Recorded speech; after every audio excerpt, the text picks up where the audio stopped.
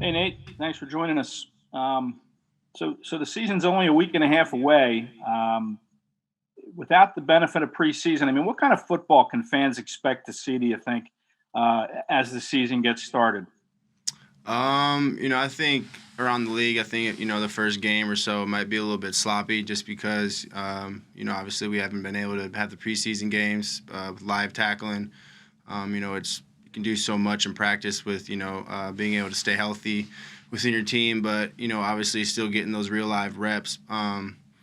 But especially going in this first game, there's going to be a lot of communication, especially on the defensive side, not knowing really what to expect from Washington when it comes to offensive scheme. We'll go Jeff and then Zach. Nate, you're talking about communication. Obviously, you're going to be one of the main guys that has to kind of dole out that information pre-snap.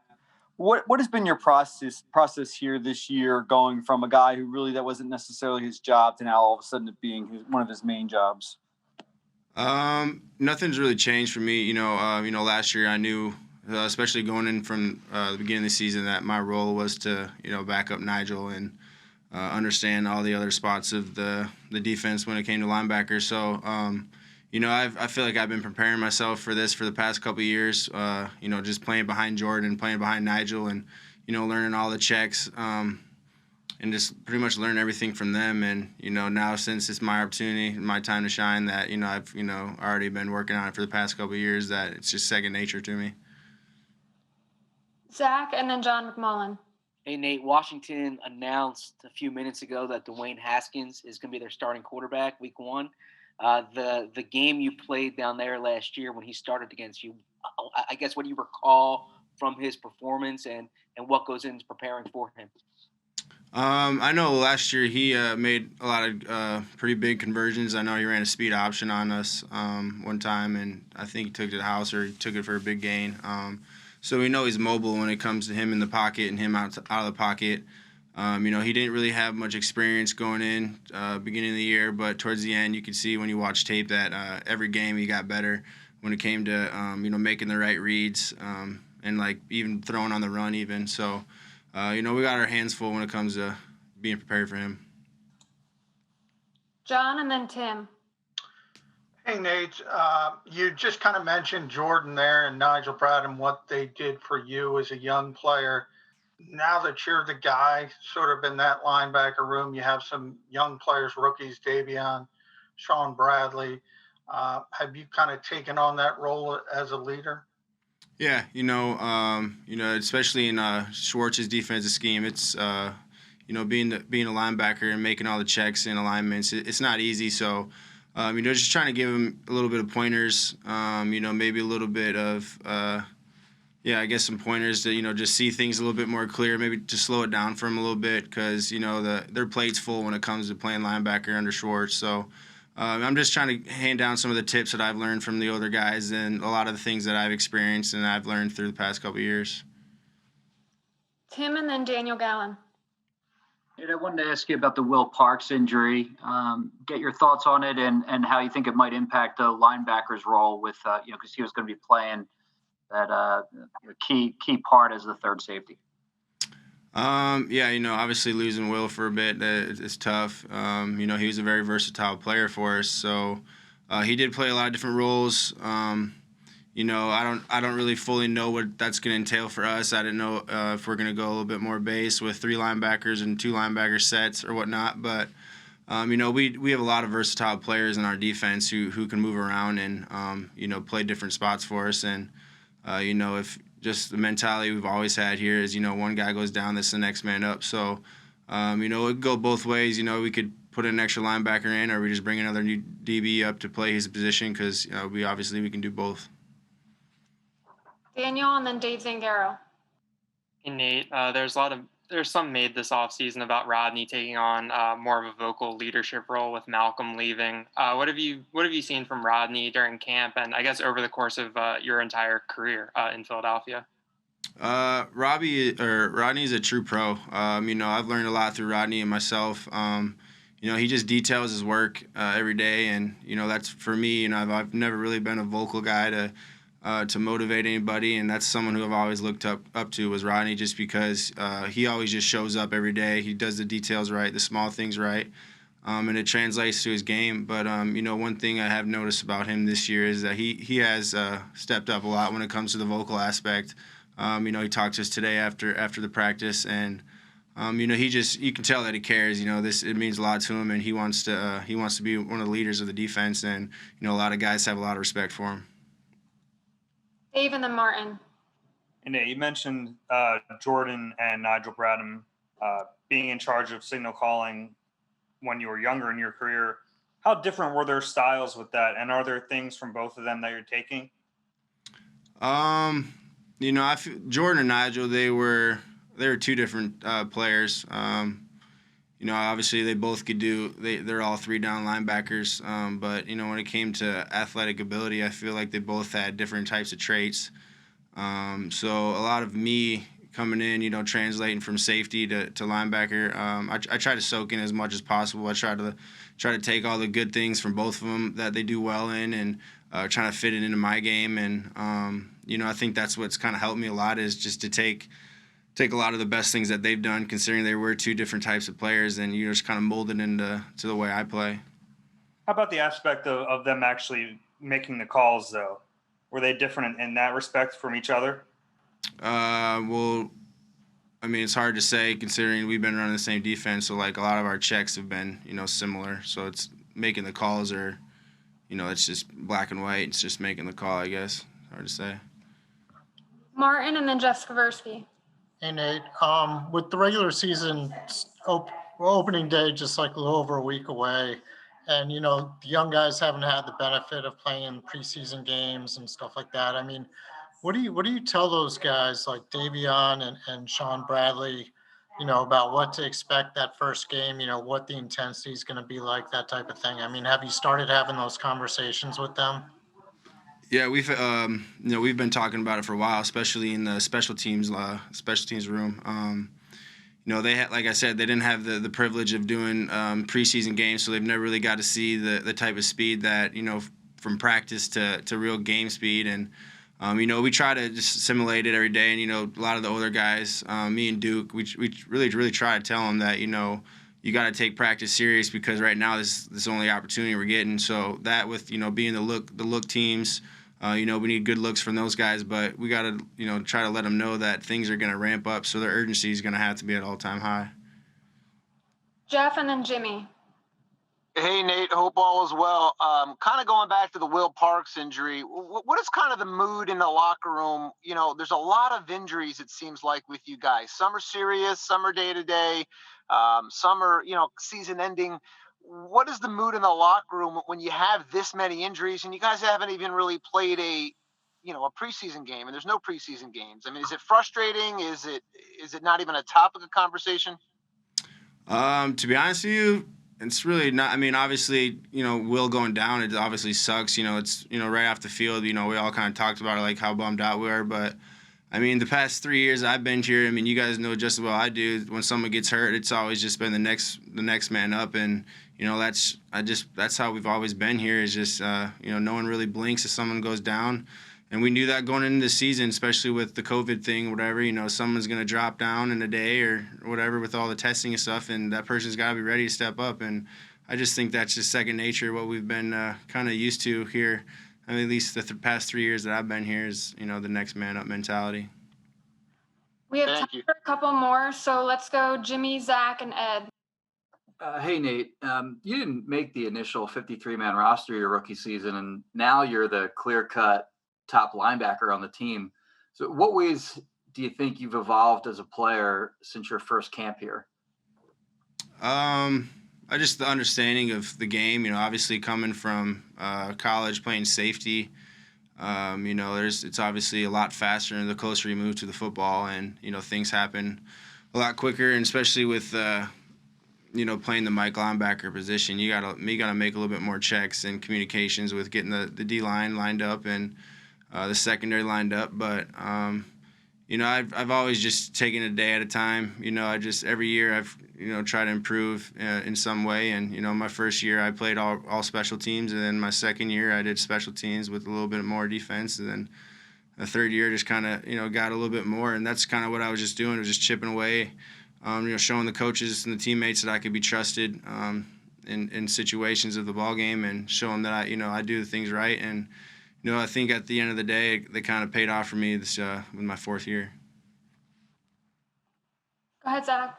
Hey, Nate, Dave Phipp was saying he doesn't see much of you now in special teams drills. Obviously, last year you played 300-plus special team snaps while also playing 600-plus defensive snaps. Are you expecting still to have a special teams role, or because of how big a role you have on defense, are you no longer a special teams guy? No, I've always expected to be a special teams. That's the thing too, is that that's what I was coming in the league. So that's nothing I'm just going to turn my head on. That's kind of what helped me put me in this position I am now at playing linebacker was special teams. So, I feel like me and Phipp are both on a common page where, if something does happen with somebody, that he knows and he trusts me, and vice versa, that I can go step in and get the job done. But I'm always there. I'm trying to help coach some of the younger guys, especially with Sean and Davion not having these preseason games. Just letting them know, like I said, even in the defensive room, just a little bit of pointers and tips, and how to expect and see things happen before they do, solve problems before they do happen. We'll finish up here with Ed and then get Duke Riley in here. Ed, you're on mute. You're still on mute. Can you hear me now? Yeah. Oh, sorry about that. Hey, Nate, my question's sort of similar to Jimmy's, just kind of reflect on your journey. I mean, you came into this league as a safety who was asked to transition into a linebacker, and you were a fifth-round pick. I mean, did you ever have any internal doubts that, you can do this? No, I'm a football player, and that's how I was raised. I mean, coming from South Dakota, playing high school football, I played almost every position you could possibly think of, from, long snapper to punter, and on the offensive and defensive side. So, it's just another challenge for me that I wanted to overcome. I knew I could play the game of football. I just knew it was going to be a new challenge for me it took me some time, obviously, but, I feel like every year I've developed a little bit more, and I learned a lot more when it came to the defensive scheme and the linebacker position in general. Hey, Duke, I wanted to ask you about Davion Taylor. You guys kind of came into similar situations. He came in with a lot of expectations as a third-round pick. You kind of came in as a day two guy with a lot of expectations. What type of advice do you give him, especially since he's going to start on special teams like you did, and you kind of carved out that role? Well, the first thing I told Davion when he got here, because like you said, we both were drafted in third round, high expectations, Fortunately, I had some situations that, had held me back in Atlanta, but that's no excuses. But I just told him to take it day by day, you know what I mean? I said, don't make the mistake I did and look ahead on what's next, you know what I'm saying? I said, wherever your feet are, that's where you need to be. And you get in meetings, make it your best meeting. Walk through, make it your best walkthrough. Whatever you do, treat it like everything is like a game. Everything is being evaluated, So that's the first thing I told him. And I also had other conversations too, but that's one of the main things I told him to focus on right now is just be where your feet are. Have you stressed how important special teams were in making your place in this league? Oh, yeah. Yeah, I stress that to everyone, all the rookies, not even just the ones that's, I'm constantly just coaching the guys just for my experience, and what Phipp has taught me, Phipp has taught me so much more about teams that I, didn't even know from prior coaches. Every coach has different styles and stuff and techniques they teach about. Phipp has actually helped my game a lot. So I just try to, with that knowledge that he's gave me, just give it to other guys, We'll go John and then Zach. Hey, Duke, I'm kind of interested in the communication aspect between you guys at linebacker and the secondary, especially when you have that big nickel package and maybe you have a safety coming down into the slot. Mm-hmm. You have a guy like Will who's unfortunately banged up now. How much chemistry is that worked on, and how difficult does it make it when somebody else has to come in? I mean, it's worked on constantly, every day, walkthroughs, even with, out of practice, in meetings, we constantly communicating. And like, as you know, in this league, and as we all know, you're only as strong as your weakest link. So we constantly putting other people in position, moving guys around, putting guys in different positions, because as we all know, in this league, anything can happen. So we constantly, have guys in different positions and getting those guys to communicate different things. So I think Will was a big contribute. You know what I mean? He special teams and defense. We all love Will. He'll be back soon. We don't know. You know what I mean? That's we don't know that situation. I don't know that situation at least, but I just know we have guys that we put in position to do different things, and communication is one of the biggest aspects, especially now, with the no fans and stuff like that. So we'll be even able to hear a little better. You know what I'm saying? So it kind of helps us. Zach, and then Ruben Frank. Hey, Duke, I might be testing your memory here a bit, but if you think back to your time at LSU when Jalen Mills had to move from corner to safety, I think it was the Outback Bowl. What do you recall from that time, and how did he handle it back then?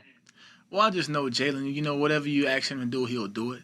He's probably one of the best competitors I've been around as a defensive back. You know what I mean? And I know he's not he moved to safety in the transition. He's going to be in the box a little more. I know he's going to be able to take on a run. He's never been afraid to hit, never been afraid to, and he's actually helping. He's actually asking help from us from being in the box a little more, and actually relaying them help and stuff like that, to be wider in some situations so you could have a better power angle. It's so much, and you got to play off the people that's in front of you too, you know what I mean? So just that repetition of practice, I think he'll do a great job, We trust him. I've been around him. I'm a huge Mills fan. You know what I mean? I love him to death. He's like my brother. He was one of the guys who took me in when I first got here and showed me the ropes and how everything is. So We'll go Rube and then Rob Mahdi. For Davion and Sean Bradley, what's going to be the biggest challenge starting a week from Sunday in Washington for two young backers who haven't played in a preseason? Well, I don't think the challenge is going to be just for them. I think it's going to be for all rookies and some of us too, Without those preseason games really give you like a, pretty much a wake-up call, like, oh, I need to work on this. I need to get better at this. You know what I mean? It's going to be a lot of situations for a lot of rookies, not just those guys, but I think that they're quick learners. Those guys, they come in every day and they're ready to work, and they're great listeners, they're soaking up everything, you know what I mean? And they're constantly getting better each and every day, you know what I mean? So I think it's going to be for around the league, as a whole. I think that, it'll be a problem for not a problem, but it's just going to be, the tempo from practice to a real game is a lot different, you know what I mean? We practice really, really fast here, and we try to do things game speed, but once you're going against other guys, it's just a total different thing. So I think it'll be an adjustment that they'll have to get used to along as each game, you know what I mean? As far as, for myself and other guys also, it's not just those guys, because we haven't seen preseason games either. So it's going to be the first time all of us as a whole NFL's seen another team since, January when we was in the playoffs, so. We'll go Rob and then Jeff McLean. Hey, Duke, you started about 16 games your first two seasons in the league. Correct. You've been mainly playing special teams role the last 2 years.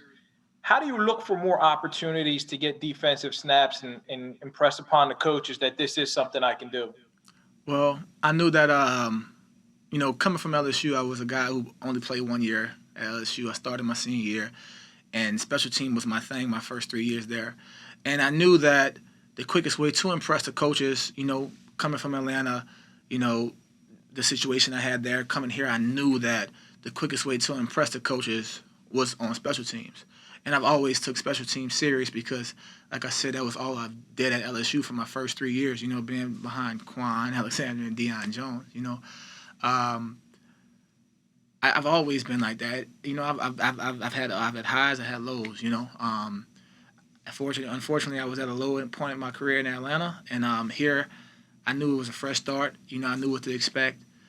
Came here, and I just dug deep. I dug deeper, and I'm still digging deeper as I go. I'm not perfect. No one is. I do whatever I have to do to, put myself in the team in position to win. Whether it's helping guys, whether it's covering kicks, and then playing defense. I'll do whatever it takes. That's because I love the guys in this room. I love the guys on this team, and I love just playing for the guys next to me. This is pretty much all I have in life. I don't know how to do anything else besides fish. But other than that, this is what I have, so I do whatever I have to do. We'll go Jeff and then Dave. Duke, you kind of joined the team a little late last season and got to know Jim Schwartz during the season, which I'm sure is different than the off season, or at least, training camp Jim Schwartz. How is he different now than he is during the season? And what have you guys made? I mean, he obviously has to deal a lot with the linebackers. And what have you made of Jim during this period? I think I'll speak for a lot of guys on this team. I think no matter what, Jim's going to be the same guy, I don't think he's changed from last year, because he knows that the details and just the consistency, you have to be consistent and you have to be detailed in this game. So when something's not right, he's gonna call it out. He don't care who it is. You know what I mean? He gonna let you know what needs to be done, and you have to do it exactly the way he says it. You know what I mean? And that's just a standard that he has for himself and for the guys on his team. We have a reputation around here that we have to live up to. And Jim sets the standard every single day. Even when we change in periods, he comes up, he tells the defense, hey, we need to do this right here. This is how it needs to be done, and we do it. It's just the way it is, and that's just the way it has to be. He's constantly watching the guys.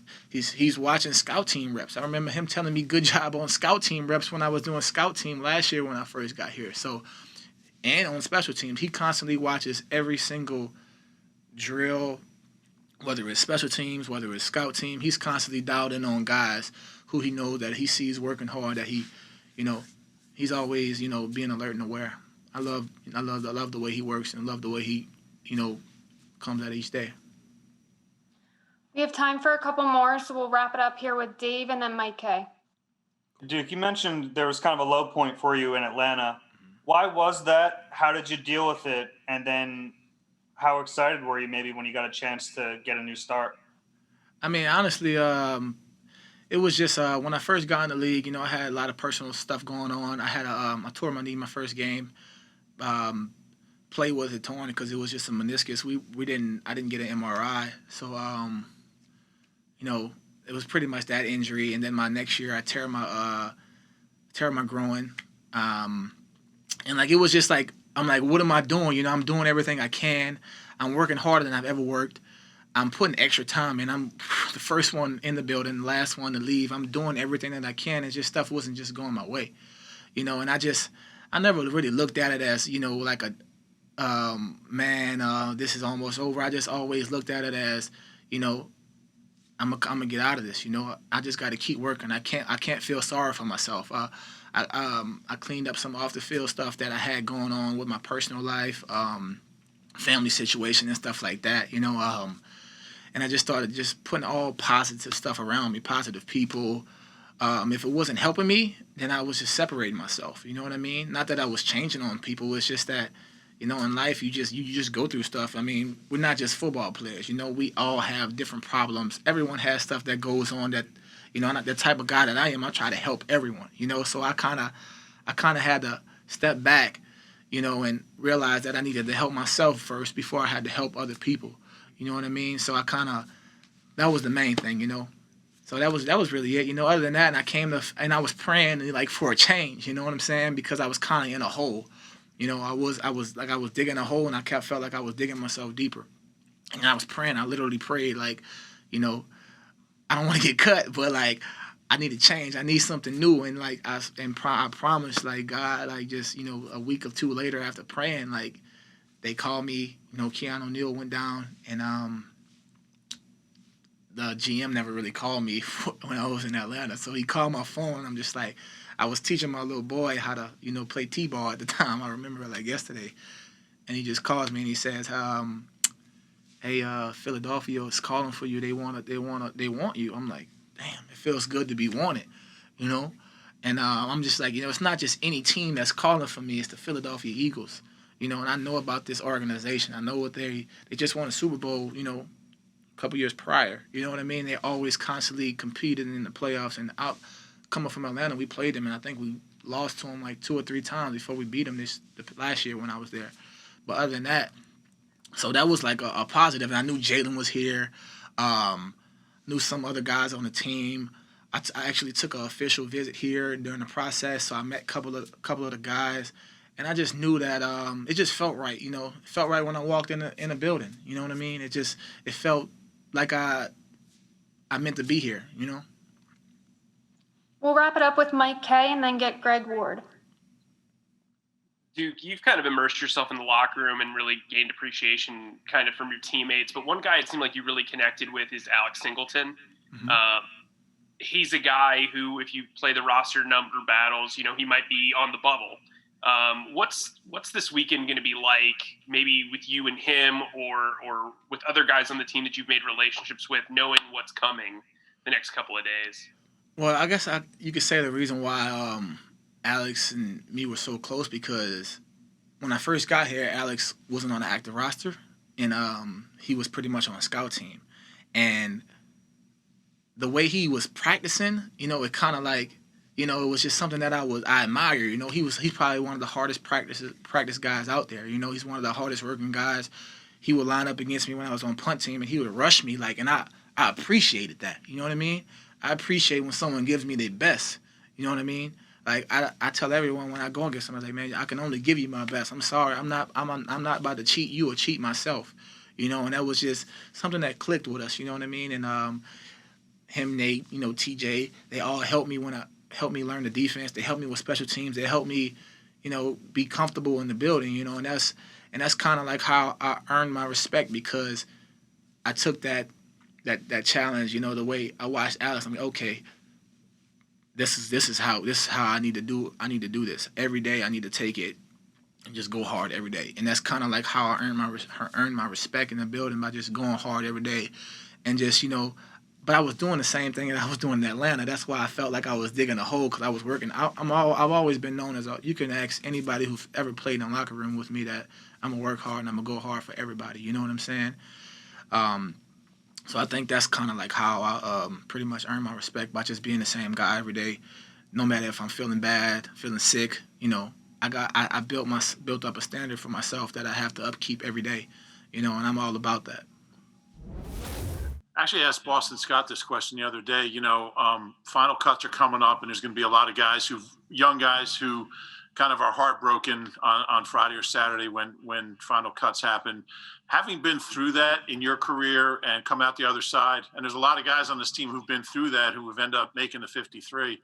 What would your message be to some of those guys if they asked you, hey, I just got cut. Where do I go from here? The grind doesn't stop. Continue to work hard. You never know whenever you will get that call, and just continue to pray, man, and stay just stay hungry. That's not the last stop for you, and whether it's here, whether you get a call back or go somewhere else, man, you got to continue to grind. John and then Les. Hey, Greg. We were just talking to Duke Riley, and he had mentioned how much Alex Singleton pushed him as a teammate. Throughout training camp, you and Nikel Roby-Coleman have had some really great matchups from the slot. Just curious, how much of a better player does going against somebody like Nikel, how much does that help you? He's definitely played at a high level. He played against one of the best players in Cooper Kupp, and I was just asking him questions about that and things that those guys used to do. And me and him just going back and forth, it just really helped me and showed me where I'm at and showed me how I can get better, how I can do things better. And just going against that type of player, it just boosts my confidence, not in a bad way, but in a positive way. I know I can make plays. I know I can do the right things, and just continuing to talk to him, he's helped me out a lot, especially just recognizing certain leverages and coverages. Les and then Martin. Hey, Greg. So no Jalen Rieger for a while. Will you have the slot to yourself, you think, and then they'll have JJ more outside, or how do you see things unfolding now? Honestly, we're all getting the same amount of reps inside and outside, so I don't know. How do you think your camp has gone in terms of do they see you mainly as a slot guy, you think, or do you think you've shown them that you can play outside enough? I believe I can play both. It's up to them to make that decision where I'm outside or inside. I'm just going to stay ready regardless of where they put me. All right. Martin and then Bo. Hey, Greg, I was wondering what you tell like the rookies, John Hightower, Quez Watkins, guys like that, about what to expect when the regular season starts next week, especially considering that, they didn't have any kind of preseason games to kind of, see what the NFL is like and everything. I mean, what do you tell those guys about the intensity and what kind of things they can expect? I just tell them to play fast and play calm. Don't get ahead of yourself. Do the same thing that you've been doing in practice. Kill it just like you've been doing in practice. You don't have to change anything. Just be yourself and go out there and play extremely hard. Bo and then Daniel. Hey, Greg, you talked about Nickel, but what have you seen from the other slots that you've gone against? LeBlanc is great. He's been pushing me even since last year. Me and him been going at it. Me and him talk all the time, and even after practice, me and him do releases. We talk about football. We talk about certain plays that we had against each other. So we just try to keep each other up and just try to continue to compete. Daniel and then Jeff. Greg, John Hightower seems to have, made a couple, splashy plays over the past couple of weeks of practice. What have you seen in his development, over the past couple of weeks? And what has it been like getting to know him, another young guy that's trying to, I guess, carve out a spot on this team? He's very exciting to watch. That guy can make plays all over the field. He's been very impressive to all of us, and we're just looking forward to watching him on Sundays with us. And just like I said earlier, I just continue to try to talk to him. He's very quiet and laid back. Just try to continue to talk to him and encourage him to continue to do what he's doing now. We'll go Jeff and then Zach. Greg, some of the younger receivers have spoken of how you've become pretty much the vocal leader in that wide receiver room. Is it because you played more and that's allowed you to kind of take on that role? And how have you gone about taking that role? I don't think it's because I played more. I know we have Deshaun Jackson, that's 13 years. Alshon has played a lot of years. Those guys, I'm still learning from those guys. I ask a lot of questions because I'm very curious and learning certain plays and in certain timing and those type of things. So whenever I get out there, I can be pinpointing. I know exactly what I'm doing. No, I'm sorry if I wasn't clear enough. The younger players, are saying that you've been the leader in that room. Right. Nah, I just like I said, all I do is ask a lot of questions. I don't think that I'm the leader of the room. I just ask a lot of questions because I'm curious. I speak up whenever I have a question about a route or a play or a split or whatever it is. I'm asking questions all the time, and I'm picking his brain to see how I can be a better player. Zach and then Mike Garafolo. Hey, Greg, for as much as you played last season, you didn't get the chance to play with Deshaun in games. Having someone like him on the outside, what does that do in terms of the shape of the offense for you? I've been looking up to D-Jack since I was young. I used to watch his highlights, just watch his stories since I was young. So it's kind of crazy just being out there with him and just looking at side of me and seeing number 10 right next to me. And it's just as far as the offense, man, it's going to be very explosive. I don't think there's going to be a lack in the offense. Especially with D-Jack, he's a very explosive player and he's very exciting to watch. We'll go Mike and then Damo. You threw a pass in practice last week. You completed a 20-yard pass, and the reporters on hand tweeted it out, and all the fans were like, please do this in a game. They're dying to see you throw a pass in a game. Are you aware of that? And, how does it make you feel knowing that the fans are so excited to see that element if they can spring it? No, I wasn't aware of it, but I'm excited that the fans want it. I hope we can get it done, but, that's not up to me. That's up to the coaches. I wasn't there that day. Was it a good ball? Would you rate yourself throwing a good ball there? It was a completion. Definitely a good ball. We have time for a couple more here, so let's go Damo, Ed Kratz, and Mike K. Yeah, Greg, as a former quarterback, what impresses you the most about Carson beyond his physical ability? He's a student of the game. You know, he's very athletic. The way he I would say the way he leads, the way he has composure, and I just think he's steady growing, man. He's steady helping me. We always talk about routes. He always try to make sure that we all on the same page, and I think that that's very big. Instead of going one way, we all try to collab and make sure that we're all on the same page as one. You know, it may be a certain route that he may want ran a certain way, but if we all talk about it, we all get on the same page. And I think that's very vital in the offense, and any offense in the NFL is being on the same page with your quarterback. And he's just very impressive to me, man. The way he always bounced back from good or bad plays, you know. He's always the same. Hey, Greg, how does it feel to be sitting here right now going into a cut-down day, knowing that you have a spot on the team coming out of training camp? I mean, that hasn't been the case with you. I imagine it feels pretty good. Honestly, I never had that mindset. I don't know why, but I'm always the one that's still praying that I make the team, you know? And I never try to count my eggs before they hatch.